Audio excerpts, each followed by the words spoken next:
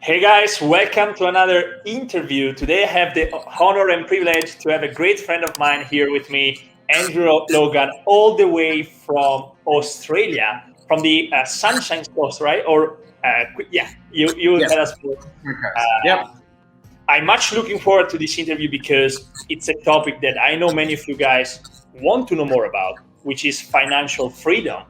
And obviously, I do these interviews for you guys, but especially this one, I will rewatch it again because it's something for me as well. Because I don't know if you know, guys, probably I never shared it with you. I had some personal issues last year, 2020, which was actually related to money. I made some crazy, silly financial mistakes last year.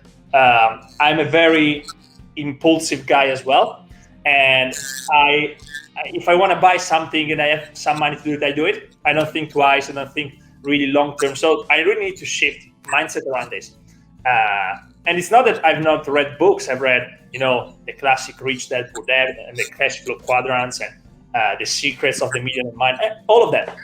Still, I've got issues with this. So I really look forward with this to talk to Andrew about this and ask some questions. So thanks so much, Andrew, for being here and really appreciate it.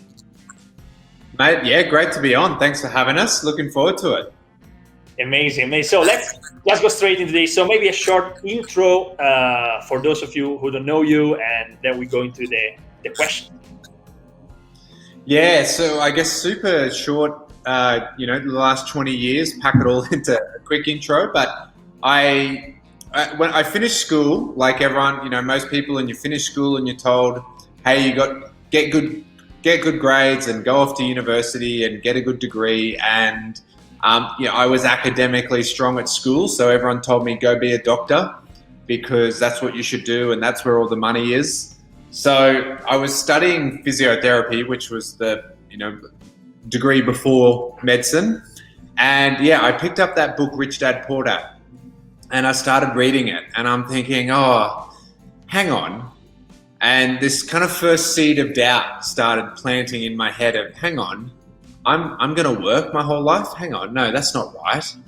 And then the other side of my brain is like, well, what else are we, like, you can't just quit university and start buying property because you have no money. You can't invest if you've got nothing. So I sort of was going down this path of finishing university and working professionally and doing all that. But I also knew that I wanted to do something else, and I knew I couldn't do this for the rest of my life. And so I had broken my hand as well, like in university, which for a physiotherapist, which is a hands-on degree and you're massaging people, having a broken hand is pretty stupid.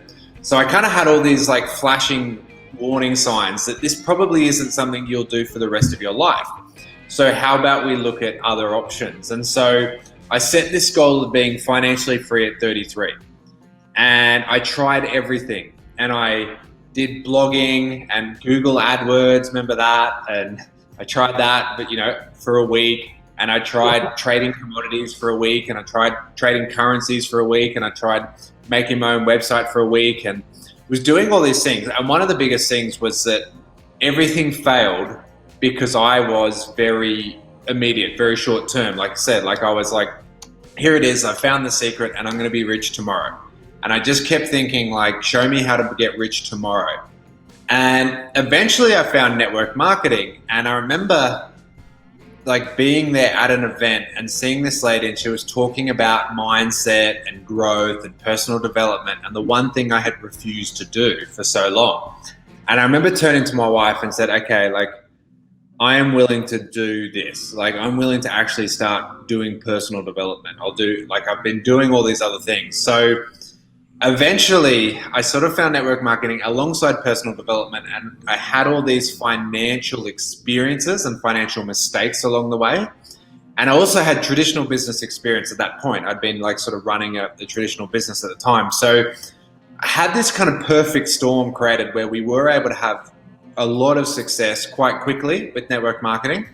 But as you said there as well, one of the biggest things that we see so often in this industry is people have great success, but then they're not taught the financial skills and they're not taught actually what to do. And unfortunately, some people can blow themselves up. They make bad decisions and kind of get themselves into bad situations. And so Fortunately, I'd made all those bad decisions 10, 15 years earlier when I was single and I didn't have kids or a wife or anything like that. So when we did have great success in network marketing, we knew what to do with that money. And so we were able to invest it, and we invested quite heavily into a few different areas. So we've been able to create a great, great business, but an even better life where we have a lot of other investments also giving us that freedom. So, touch wood, if anything ever happened to our company, like we would still be perfectly fine. So that's what sort of got me to this point. And I loved what we were doing, but I was just seeing more and more people get hurt because they weren't being taught how to take care of their money.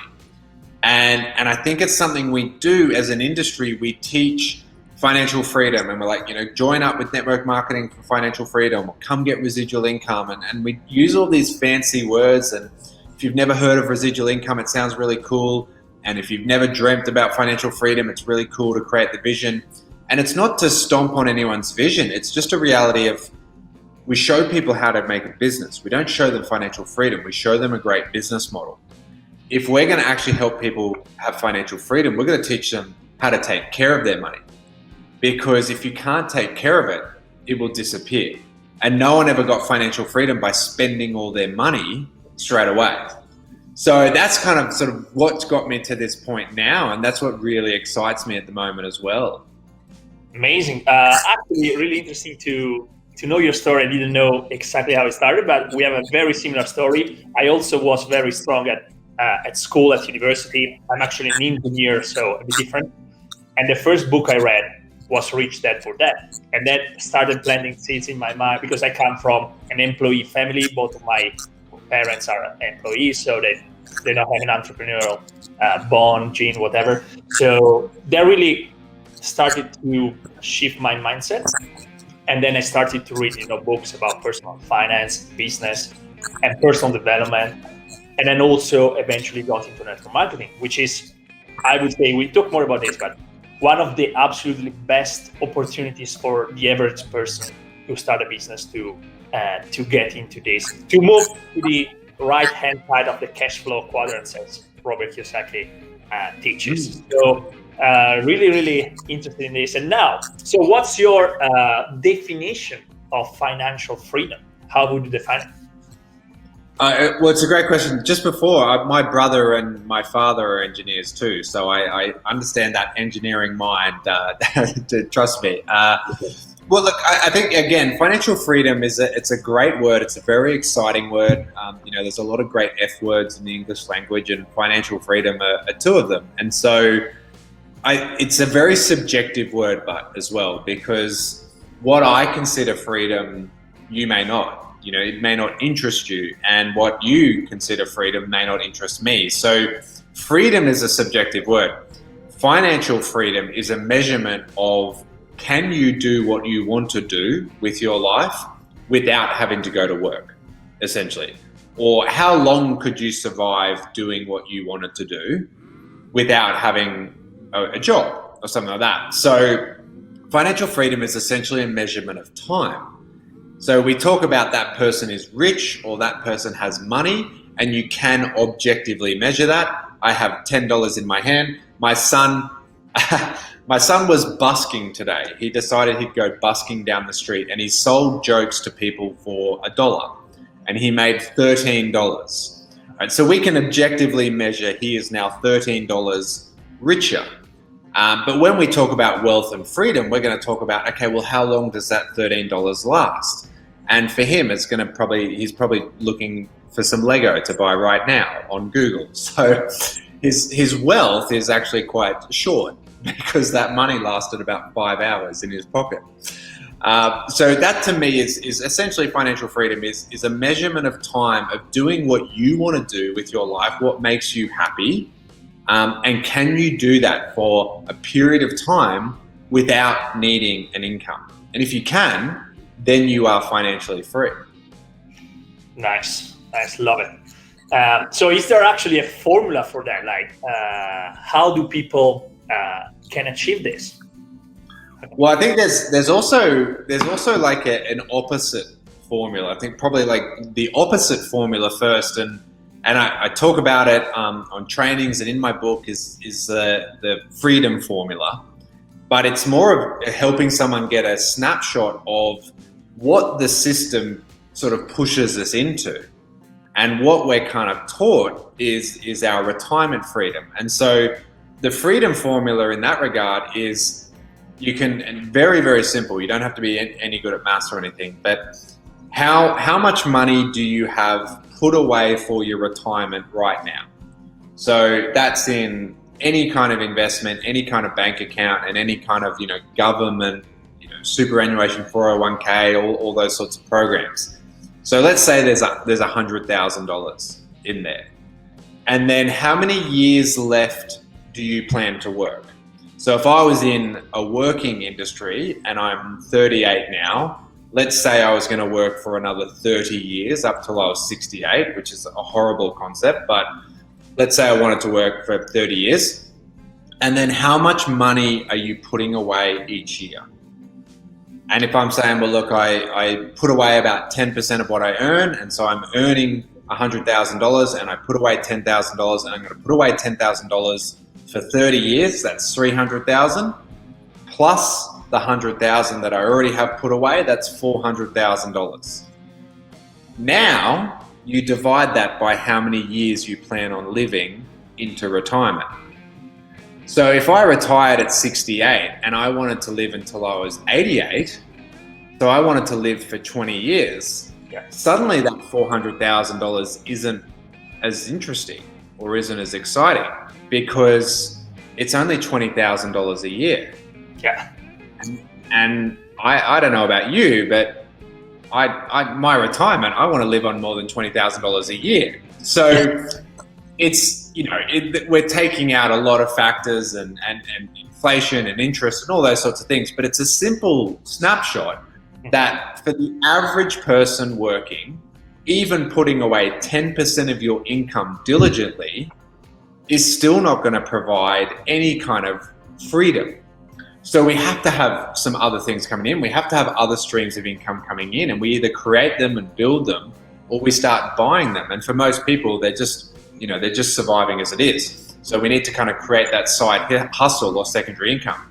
So that's what I like to train as like a freedom formula, is what is the snapshot of where you are right now and on the path you're going down. And if you continue down that path for 40 years, this is what it's going to look like. Because most of us, we don't think about retirement until about 63. And then suddenly it's like, oh crap, I've only got, $20,000 a year to live on, and I've got 2 or 3 years to fix this. So if we come back to your original question, like what is financial freedom? As I said, is a formula in that is, let's say it costs you $2,000 a week, $100,000 a year. Let's say it costs you $100,000 a year to live the life you want to live. And if you have passive and residual income streams that are over $100,000 a year, over $2,000 a week, then you are financially free. You have passive and residual income streams that are greater than the cost of living at the life that you want to live. Now, if you want to upgrade your life, you want to upgrade the house, you want to upgrade to the business class or the first class flights, then you're going to have to upgrade your income streams as well. But technically, someone with $1 million in the bank, but they spend $1 million a year, they have a financial freedom of essentially 1 year. Someone who has $1 million in the bank and it's turning 10% interest and they can live off $100,000 a year, they have infinite financial freedom because they will continue to make as much money as they ever need. Awesome, guys.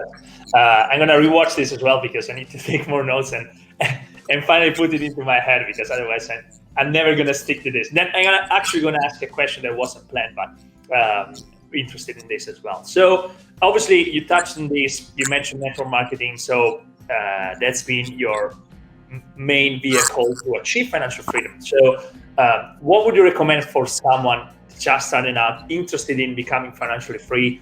Which vehicle would you recommend?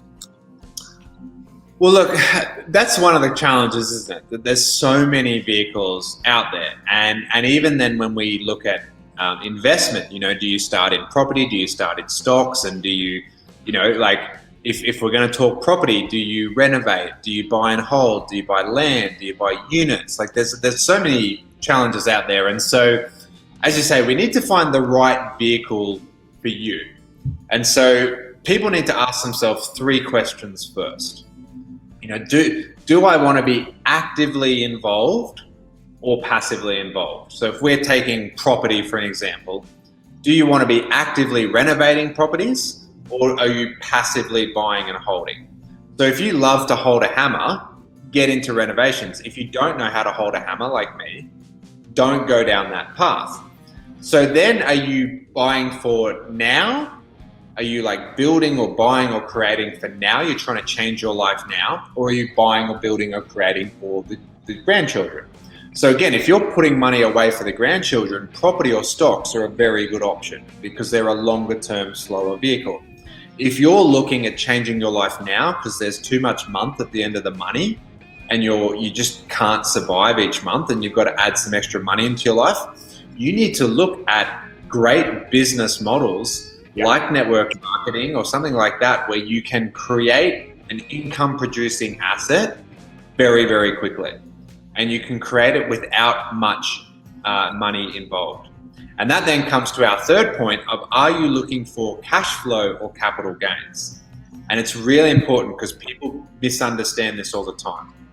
So trading is very popular and super popular right now, like, the crypto trading. And I don't know about you, Matt, I get 27 emails a day saying, come trade Bitcoin with me. And personally, trading doesn't interest me because trading is a way of creating cash flow. Now, I have an asset that creates cash flow for me, which is our business. So I want to create capital gains because I want to use that cash flow from our business to buy stuff that we can put away for the kids. So you've got to sort of look at where you are. Are you actively involved or are you passively? Are you wanting it now or are you wanting it in the future? And are you looking for capital gains or are you looking for cash flow? And when you ask those 3 questions first, then you can much better actually define in what the right vehicle for you is. So if we rewind 10 years, I was running a traditional business and I was investing in property. And I thought I was doing the right things and I was putting money away for the future, but my cash flow situation immediately was always tight because businesses are quite, money hungry and sort of, slow at times. And, property was very strong, but it's very slow as well. And I was buying all this stuff, but I knew it'd be 20 or 30 years before I'd see the thing. So I was like, how do I change my cash flow situation now? And that's why network marketing fitted and worked, and everything just this perfect storm came together because I understood what I was looking for and I understood cash flow. I actually love this framework, and I think it's very helpful for people just starting out because, again, I remember myself when I was looking at opportunities back. So I read Rich Dad Poor Dad in 2012, and I immediately knew that I needed to start a business. But as I didn't have the money.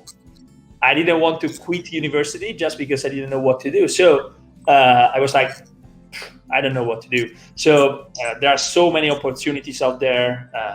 And now even with the online world and then Bitcoins, cryptocurrency. But using this framework, I think can really, really be helpful for people. And I would say those of you that are watching, if you are interested in network marketing, reach out to Andrew because he's one of the top leaders, the best leaders I know in the industry.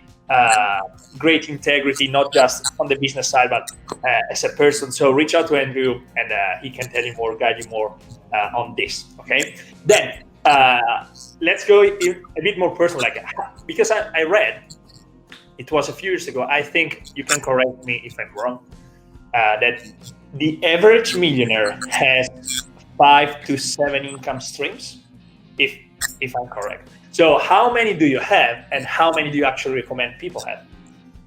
I think that's such a great question, and it's such a great thing because, like you say, I've seen it on a lot of memes, and you see it flash up on your social media as well. So I don't know if it's entirely 100% true, but definitely multiple streams of income is a safety net. So kind of directly answer your question in a sec, but people say the Robert Kiyosaki quote, rich dad or poor dad said investing is risky, and rich dad said only having one stream of income is risky. And so that's where people can get burnt, and we see people get hurt by that a lot of times, where they can have a great job and a great income. And again, even if it's a traditional job, an employee job, if it's a network marketing income, if it's a business income, they can have a fantastic income coming in. And then markets change, COVID changes things, things can come into the world that knock that business out. And all of a sudden, even though it was a multiple six-figure income, it was their only stream of income. So multiple streams of income provides you that safety net. So it means that if there is a drought or a rock slide upstream on one of your streams of income, you've got other streams and creeks and rivers and that are coming in. So for us, I guess, we have property as a stream of income. We have 14 of them.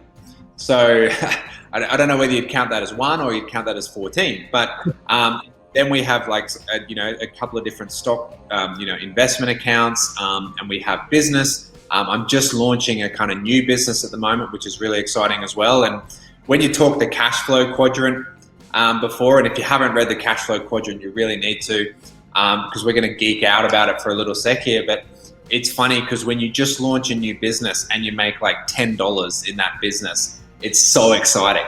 It's so amazingly exciting, right? And I'm still a registered physio. I'm still insured and everything.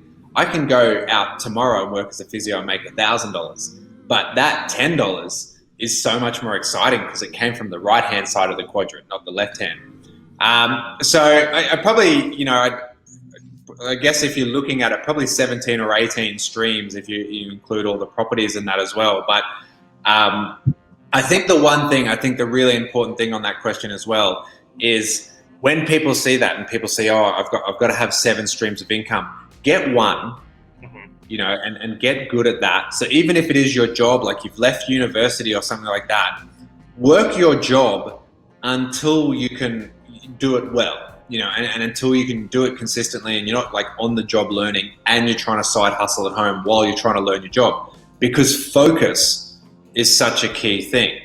So do one thing, and then once you're good at that thing, then you can use the spare time that you've got and the extra money to start an online business or start a side hustle or buy your first property or buy your first stocks or do whatever you're going to do, and focus there then and do it properly and let that one build.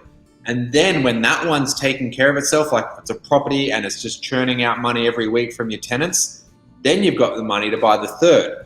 But I guarantee I didn't buy 14 properties in one day. I bought one a year over the last 14 years or so. And one took care of the second, and then the second took care of the third. So it's so important to focus at one. And then once one is, taking care of itself, then you can move into number 2. But don't try and juggle 7 things at once. Absolutely agree. I'm actually curious, do you manage the properties yourself or you have a real estate agent doing this? No, so if we come back to that question earlier, property is the passive, long-term, cash flow and capital gains. It does cover both, but it's the passive, long-term investment stream for us. So we the different streams all have different roles. So stocks, I don't trade. I'm not a day trader. I'm not actively trading, but I am more short to medium term. 6 to 12 month trades. Where I'm buying and holding for a year or two, 6 months, a year. And then whereas property, you're buying and holding for 20 or 30 years. But once I've bought it, I want nothing to do with it. Because I'm not, as I said, my brother and father are engineer, my father-in-law's a builder, my brother-in-law's a builder, but I can't even hang a photo frame. I'm the same. I am so useless in that stuff. So my energy is in finding a good property and doing the sums and making sure it's, works out financially on the spreadsheet. But then, and this is actually a really important point, then I have the team.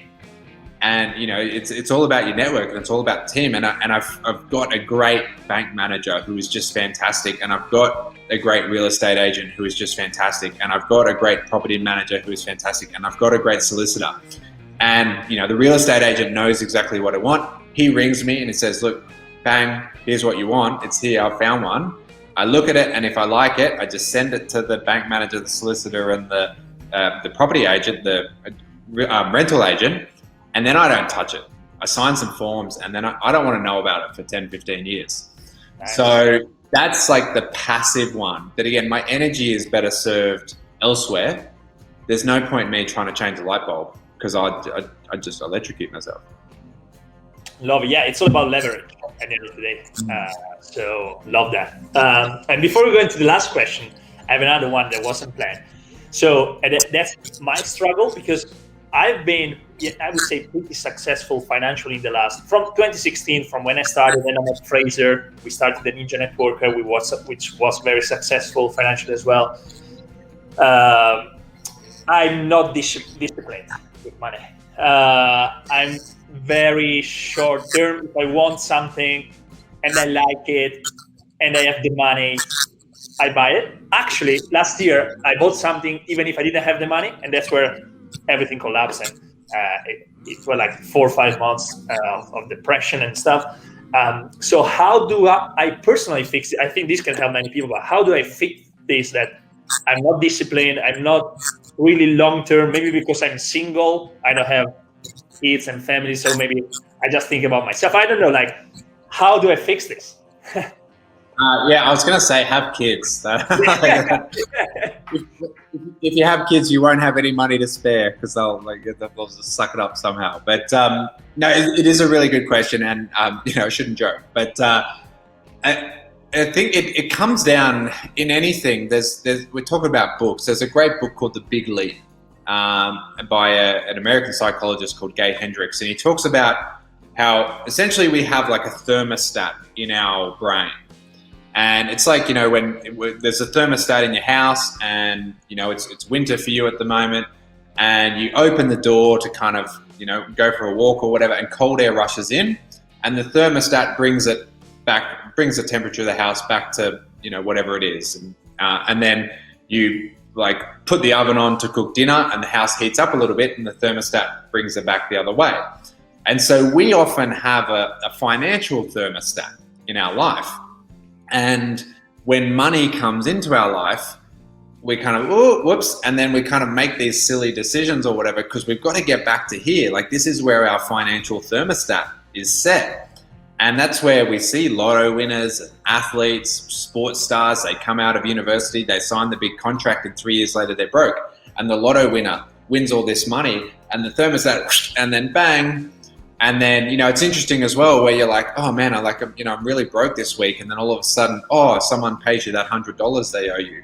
And the thermostat swings back the other way. So what we need to do is we need to change our financial thermostat to actually like slowly accumulate that we are living in a different lifestyle. And for me, that comes down to what are the goals that we're setting each year? And also then, what are we feeding our brain and who are we hanging around with? And it always comes back to who is that circle, right? Who is that network? Because if your network isn't encouraging you to save and invest, then you're going to feel like the weird one out when you're trying to save and invest, right? And that's the funny thing about society, isn't it? Like, if you go out and blow all your money at the pub on a Friday night, it's like, oh, Vincenzo, man, that was so good. You were buying you spent thousands of dollars at the bar buying everyone drinks. Like, you're the man because you blew all your money. No one's like, mate, think of your children. Think of the people who need you. You just spent $2,000 on alcohol. Like, you're an idiot. We don't do that, right? So we need to change the thermostat in our head to, I'm actually going to live a life of a higher income. So to me, that comes down, as I was saying, that comes down to goal setting, where Angie and I sit down and we set our goals for each year, but we set 5 goals. So we set my personal goals, like where I want to be health-wise, where I want to be exercise-wise. She sets her personal goals of where she wants to be health-wise and, new hobbies she wants to do or something like that. And then we have business goals. and we have then financial goals, and then like family travel goals. So the financial goals are, you know, we want to buy another house, or we want to put $100,000 into this, or we want to do that, or we want to buy this amount of stocks or whatever. So when business money comes in, there's actually a plan for the money that goes out. And I think that's the biggest challenge for people, obviously, because if you don't have a goal, you're directionless in everything in life. Yeah. So when the money comes in from the business and you don't know where to really put it, the human nature is to, hey, YOLO, let's spend it today. Yeah. But if you had a goal that you were disciplined of, you know what, this year I'm going to buy an investment property, you know that you need to be putting $1,000 a week away or whatever it is to get your $50,000 deposit by the end of the year. So I think it's a big thing. It's like, it's a great book to read. Obviously, if you know people are looking or struggling with that, and he talks about a lot of strategies in there. It's the same with diet. You know, people can like lose weight for a week and then they put it back on because that thermostat brings them back to, no, you're 90 kilo and you get down to 88. And then so you like celebrate with 2 kilos of nachos on Sunday night. So, you know, which I have done. But, you know, like we all love nachos. But work on reprogramming your mind by setting a goal to be at a different point at the end of the year financially. So then you start actually making decisions. And then as you say, when you look at that purchase and it's like, well, actually, does that purchase fit my goals? And does that plate of nachos fit my health goals? Or does going, you know, sleeping in instead of going to the gym fit my fitness goals for the year? So you need to have some kind of financial goals where you start actually turning the thermostat yourself and saying, by the end of the year, I want to be over here. So then you can start to actually make more like correct decisions and more guided decisions when your money does show up. Love it. Thank you so much for this, and I think this is very helpful for so many people out there. I'm sure I'm not the only one who is not disciplined in the financial side, but yeah, any side, you know, the health side, everything. So thanks so much. And then obviously you mentioned your book. Which books would you recommend on this topic, and of course talk more about your book so people can actually get. I'll put the link in the description as well.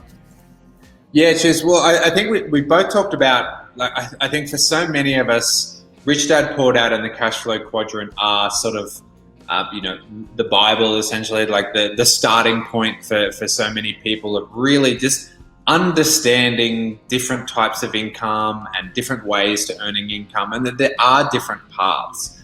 And then obviously, we need to look at, you know, if you want to build, a business, we've got to get its skills and mindset, you know, so it's like left leg, right leg. So you've got to fix the mindset and you've got to have the skill set beside it. So in my 20s, as I was saying, I didn't have the mindset, and I was just like, show me the skill set, show me the money, and nothing worked. So I had to pick my mindset up. But if all you do is read books about mindset and never actually take any action, then you're never going to move anyway.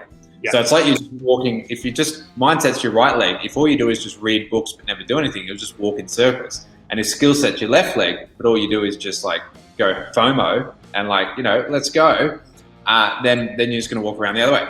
So there's so many great books on actual skill set. It comes down to what vehicle do you want to choose.